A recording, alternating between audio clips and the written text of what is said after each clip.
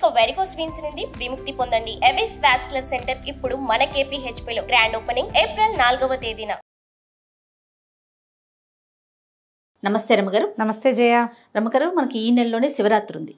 శివరాత్రి అనగానే ఉపవాసం, జాగరణ, వీటికి సంబంధించి ఎన్నో అనుమానాలు ఉంటాయి. ఎలా ఉపవాసం చేయాలి, జాగరణని ఎలా మొదలుపెట్టి ఎలా పూర్తి చేయాలని వాటి గురించి ఒక్కసారి డిస్కస్ చేద్దామండి. తప్పకుండా జయ. ప్రతి నెల శివరాత్రి వస్తుంది. అవును. త్రయోదశి చతుర్దశి కలయిక. త్రయోదశి వెళ్తూ ఉండాలి, చతుర్దశి వస్తూ ఉండాలి. ఇలా ఉన్నప్పుడు దీన్ని మాసశివరాత్రి అని చెప్తారు. ఈ మాస శివరాత్రుల్లో అద్భుతమైన మాస శివరాత్రి మహాశివరాత్రి. మామూలుగా మహాశివరాత్రిలో తప్పకుండా మనిషి అయి పుట్టినవాడు శివారాధన చేయాలంటారు. చేయం మనం. అసలు మహాశివరాత్రులు జ్ఞాపకమే ఉండవు. అవును, చూసుకోరు. రోజువారీ క్యాలెండర్ చూసే అలవాటు ఎవరికి ఉండదు, పెద్దగా పట్టించుకోము. కానీ మహాశివరాత్రి ఇది పర్వదినము. మనం శ్రద్ధగా భక్తితోటి వేడుకగా కూడా జరుపుకునేందుకు తప్పకుండా ఇది అవకాశం ఇస్తుంది. కాబట్టి ఈ ఒక్క రోజైనా మనం శివరాత్రి నాడు చెప్పబడేటువంటి విధి విధానాలు కనుక ఆచరిస్తే చాలా మంచిది. దీంట్లో కుల మత జాతి వయో విచక్షణ లేదు. పర్వదినం ప్రతివాడికి అవసరమే. ఎంత చిన్నది చేసినా ఫలితం ఇస్తుంది. ఈ పర్వదినాల ప్రత్యేకత ఏంటంటే నువ్వు చేసి తీరాలి అదేమిటో అమోఘంగా అనేం కాదు. నువ్వు ఏం చేసినా ఫలితాన్ని ఇచ్చే రోజు. నువ్వు రోజువారీ చేసేదే, రోజువారీ స్నానం చేస్తావు, రోజువారీ దండం పెట్టుకుంటావు అనుకో. అవును, సంవత్సరం అంతా పెడతాం. శివరాత్రి నాడు పెట్టింది కోటి రకాలుగా, కోటి గుణితంగా మనకి ప్రయోజనాన్ని ఇస్తుంది. మనకి ప్రయోజనం ఎక్కువ సిద్ధించే సమయాన్ని మనం వాడుకోవాలి కదా. అవును. ఎప్పుడు ఏం చేస్తాం మనం, ఆఫర్లు ఉన్నప్పుడు కొనుక్కుంటాం. ఇది బంపర్ ఆఫర్ మనకి. అందుకని ఈ రోజున భక్తి, శ్రద్ధ, తాత్పర్యాలతోటి వ్యవహరిస్తే బాగుంటుంది. ఇంకా ఈ రోజు అనుసరించాల్సిన విధి విధానాలు, జనరల్గా శివరాత్రి యొక్క ప్రత్యేకత. శివరాత్రి అనగానే ఉపవాసం, జాగారం, అంతే. ఉపవాసించటము, జాగరణ చేయటము. ఉపవాసాల్లో కూడా ఏవో 2-3 రకాల పద్ధతులు. ఉపవాసం చేయటం అంటే సాధారణంగా ఉపవాసం అనగానే అన్నం అనేయటం అనే ఒక పాయింట్ ఉంటుంది. కానీ నిజానికి ఉపవాసం అంటే అది కాదు. ఉపసమీప వసన, ఉపసమీపే అంటారు. అసలు సమీపం, పక్కనే ఉండటం, భగవంతుడితో పాటు ఉండటం, భగవంతుడిని నీతో ఉంచుకోవటం. నువ్వు ఆయనతో ఉండాలంటే కైలాసానికి ఎటా వెళ్తామండి అని వెంటనే ఒక వెటకారాలు వస్తాయి. ఆయన నీతో ఉంచుకో. నీ లోపల భగవంతుడు ఉన్నాడని జ్ఞాపకం పెట్టుకో. మన లోపలే ఉన్నాడు కదా. అవును కదా. ఆ అంతర్జ్యోతిని మనం గుర్తించి, గ్రహించి, గమనింపుతోటి ఆయన్ని ప్రైజ్ చేస్తూ, ఆయనకి నచ్చే విధంగా ప్రవర్తిస్తూ ఉంటే బాగుంటుంది. అదే ఉపవాసం అంటే. ఆహారం మానేయటం అనేది చాలా చిన్న విషయం. సమీప వసనం చాలా పెద్దది. అవును, మనం దానికి ప్రయారిటీ ఇవ్వకుండా దీనికి ఎక్కువ ప్రయారిటీ ఇస్తున్నాం. తిండి మానేయడం అంతే. మానేయటం అనుకుంటాం. అమ్మ ఉపాసాలు నేను ఉండలేనండి. ఏమిటి, దేవుని తలుచుకోలేవు? నువ్వు తలుచుకోగలవు కదా, అంతేగా. ఆ మాత్రం చేయొచ్చుగా. మనం ఓం నమ శివ అనుకోవడం, శివ అనుకోవటం. ఏదైనా పొరపాటు పడితే అయ్యో రామరామ అన్నట్టుగా శివ అను. తలుచుకో, ఏదైనా చదువుకో, ఏదైనా విను, ఏదైనా పాడుకో శ్రద్ధగా, చాలు. ఓకే, అదే ఉపవాసం. నీకు శక్తి లేదనుకో, ఆహారం తగ్గించుకోవటము, అన్నం మానేయటం నీ వల్ల కాదు. కనీసం ఇట్లా భగవద్ధ్యానం చేసుకోండి. ఆహారం తినకుండా ఉండగలిగే వాళ్ళు రోజంతా ఉపవాసం చేస్తే మంచిది. ఒకటి, ఆహారం తినాలి, ఎంతో కొంత ట్యాబ్లెట్లు వేసుకోవాలి, మాత్రలు వేసుకోవాలి, ఏవో ఉన్నాయి రకరకాలు. కొంచెం అల్పాహారం తీసుకోవటం. అసలు మామూలుగా అయితే టిఫిన్లు అవి చెప్పరు. ఎక్కువగా చెప్పేది ఏంటంటే పళ్ళు, కందమూలాలు చెప్తారు. కందమూలాలు ఏం తింటాం మనం ఇప్పుడు? చిలకడ దుంపలు. మొన్న ఎవరు చెప్పారు బంగాళదుంప కూడా తినచ్చండి అని. తినచ్చు. పళ్ళు, కందమూలాలు తీసుకోవచ్చు, పాలు తాగొచ్చు. మజ్జిగ సాధారణంగా చెప్పరు. ఇవి తీసుకోండి. ఏదో మాత్రలు వేసుకోవాల్సిన వాళ్ళు అందరికీ ఇవాళ రేపు థైరో నార్మల్ వేసుకుంటారు, బీపీ ట్యాబ్లెట్ వేసుకోవాలి, షుగర్ ట్యాబ్లెట్ వేసుకోవాలి. డయాబెటీస్కి తప్పదు కదా, మెయింటెనెన్స్కి. అలాంటప్పుడు ఏదైనా ఇలాంటిది ఒకటి తీసుకుని అది తీసుకోవటం. కొంచెం ఆహారం లేకుండా ఉండగలం కానీ ఏమిటో వీక్గా ఉంటుందండి అంటారు. వీక్గా ఉండేవాళ్ళు నీళ్ళల్లో కొంచెం తేనె వేసుకుని తీసుకోవచ్చు, కొబ్బరి నీళ్ళు తాగొచ్చు, ఏదైనా పళ్ళు గిళ్ళు తీసుకోవచ్చు.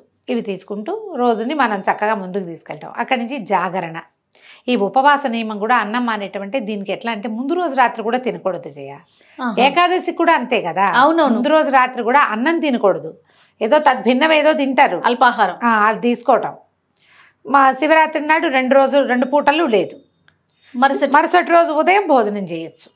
స్నానం చేసి పూజా విధానం చేసుకుని ఏదైనా దేవాలయానికి వెళ్ళదలుచుకుంటే వెళ్ళొచ్చి ఆహార స్వీకారం చేయొచ్చు. జాగరణకి ఇంకో నియమం ఉంది. జాగరణ, శివరాత్రి జాగారం అంటే ఇదివరకు చిన్నప్పుడు ఓ టికెట్ మీద 2 సినిమాలు అవి ఉంటుంటాయి. అవును. సినిమా చూడడము, టీవీ చూడడము, టీవీలో కూడా బోల్డ్ సినిమాలు వేస్తుంటారు. ఏమిటో అది కాదేమో అని అనిపిస్తుంది జయ. కానీ ఇంకోలా చేయండి అని ఏం చెప్తాము? శివనామస్మరణ చేయండి, హరికథలు వినండి, ఎక్కడ ఏదైనా చదువుకోండి అంటే నిద్ర వస్తుంది. అవును, నిద్ర వస్తుంది. సినిమా ఉంటే ఏదో కొంచెం ఇంట్రెస్టింగ్, అది కూడా ఏదైనా భక్తి సినిమా ఉంటే కొంత సూక్ష్మంలో మోక్షం. అంతే అంతే. అవకాశం ఉంటే ఏదో సినిమా చూసి జాగారం చేయటం. అక్కడి నుంచి మర్నాడు సాయంకాలం దాకా నిద్రపోకూడదు. ఏకాదశి ద్వాదశి నియమాల్లో నేను చెప్తాను కాదు ఇది. ఎలాగా మనం ఏకాదశి నాడు జాగారం చేస్తే, జాగారమే కాదు ఉపవాసం చేసినా ద్వాదశి నాడు పగలు పడుకోకూడదు. అవును, చుక్కలు చూడాలి. అవును. ఈ శివరాత్రి కూడా అంతే. శివరాత్రి కూడా ఇది నియమం. చేయగలిగితే చేయటం, ఎంత చేయగలిగితే అంత. పగలు నిద్రించకుండా సాయంకాలం చుక్కలు చూసినాక, అంటే చుక్కలు చూడలేం మనం, అమావాస్యకు ఒక రోజు ముందు ఆ చుక్కలే కనపడవు. సూర్యాస్తమయం అయితే చాలు. ఏదైనా కొంచెం తిని పడుకోవచ్చు ఉండగలిగిన వాళ్ళు. ఉండలేని వాళ్ళు రాత్రంతా జాగారం ఉన్నామని మర్నాడు పొద్దున నిద్రపోకూడదు. నిద్రపోతే ఫలితం లభించదు అసలు. మనం ఆ జాగారం చేయలేము, ఏదో కొంతమంది చేస్తాం. లింగోద్భవ కాలం వరకు చేస్తే కనీసం అర్ధరాత్రి 12:30, 1 గంటకి దాకా మనం శివారాధన చేసుకుని ఎక్కడైనా దేవాలయంలో డబ్బులు కట్టాము, అక్కడేమో ఇది చేస్తారు, ఏకాదశి రుద్రాభిషేకం చేస్తారు, భస్మాభిషేకాలు చేస్తారు. అక్కడికి వెళ్ళే దర్శనం సేవ చేసుకున్నాం, ఇంటికి వచ్చి శివా నా వల్ల ఇంతే అవుతుందని దండం పెట్టుకుని నిద్రపోవచ్చు. అదే రోజు 12:30 తర్వాత. మీకు ఓపిక లేదు, ఉండలేరు, మర్నాడు ఆఫీసులు ఉన్నాయి, అవకాశం లేదు, శక్తి చాలదు, నేను మెలకుగా ఉంటే మర్నాడు బీపీ పెరిగిపోతుంది జయ నాకు. అవునండి, బీపీ పెరుగుతుంది, బీపీలో తేడా వచ్చేస్తుంది, తల తిరగటం మొదలు పెడుతుంది. ఉండలేరు మీరు. ఉండలేని వాళ్ళు ఇక ఇది మార్గం. ఉండగలిగే వాళ్ళు మీ అవకాశాలను బట్టి ఉండటం. ఇట్లా శివరాత్రి విధి విధానాలు ఇవి. ఆ రోజు పడుకోవచ్చారు అమ్మగారు? ఏ రోజు? శివరాత్రి రోజు. ఆ రోజు కూడా అసలు పడుకోకూడదు కదా? శివరాత్రి నాడు పడుకోంగా. అదే పగలు పడుకోకూడదు. పగలు లేదు, ఏ పర్వదినాల్లోనూ పగళ్ళు నిద్ర మంచిది కాదు. ఎట్లా చేయగలిగితే ఎట్లా. దీంతో పాటుగా ఈ రోజున పోట్లాటలు, యుద్ధాలు, గొడవలు, తగాదాల్లోకి దిగద్దు. ఇతరులని దూషించకండి. ఏదైనా ఒక ప్రోగ్రాం వస్తే అర్జెంటుది నెక్స్ట్ డేకి వాయిదా వేయండి దాన్ని. పర్వదినాన ప్రతి ప్రాణి శివమయమేనని గ్రహించండి. అందరూ మనలాగా పుట్టిన వాళ్ళే, ఏవో వేషాలు మార్పు. ప్రతి వాళ్ళలోనూ నాలో ఉన్నట్టే శివుడు ఉన్నాడు అని శివుణ్ణి గుర్తించే ప్రయత్నమే చేయాలి. అది చేస్తే చాలు. మళ్ళీ ఇది పర్వదినం కదా, ఉపవాసం చేయకపోతే, జాగారం చేయకపోతే కొంప మునిగిపోతుందని భయపడద్దు, బాధపడద్దు. వృద్ధులు, పెద్దవాళ్ళు, అంటే కొంచెం కాస్త ఏజ్డ్ వాళ్ళు, చిన్నపిల్లలు, గర్భవతులు, బాలింతలు, ఇలాంటి వాళ్ళు, ఏదైనా యాక్సిడెంట్లు అయ్యి కొంచెం మంచాన్ని ఉన్నవాళ్ళు, సమస్యల్లో ఉన్నవాళ్ళు, ఆరోగ్య సమస్యలు ఉన్నవాళ్ళు శివ అనుకోవటమే ఉపవాసము. ఇవాళ పరమశివుని యొక్క అద్భుతమైన దినం అని జ్ఞాపకం పెట్టుకుని ఈ పర్వదినాన్ని నామ సంకీర్తనతోటి పూర్తి చేసుకోండి. ఉపవాస జాగారాలు మీరు చేయకపోయినా పర్వాలేదు. ఎవరైనా కడుపుతో ఉన్న వాళ్ళు మేము చేచా అని ప్రశ్నలు తెగేస్తారు, అలాంటివి చెయ్యొద్దు. ఆహార స్వీకారం లేకపోతే ప్రెగ్నెన్సీలో చాలా ఇబ్బందులు అవుతాయి. బాలింతలు కూడా పాలు ఉండవు పిల్లలకి. అందుకని అటువంటివి చేయబోకండి. శివుణ్ణి తలుచుకోండి. వీలైతే ఒక దేవాలయ దర్శనం చేసిరండి, అవకాశం ఉంటే. మళ్ళీ ప్రెగ్నెన్సీలో 7వ నెల వచ్చాక ఇంకా దేవాలయ దర్శనం కూడా లేదు, ఇంట్లో కూర్చునే దేవుణ్ణి తలుచుకోండి. అంతే. ఇట్లా మనం శివరాత్రిని ముందుకు తీసుకెళ్ళాలి. రైట్ అమ్మగారు, నమస్తే అండి. నమస్తే జయ. సుమన్ టీవీలో మీ పర్సనల్ అండ్ బిజినెస్ ప్రమోషన్స్ కోసం కింది నెంబర్కి కాంటాక్ట్ చేయండి.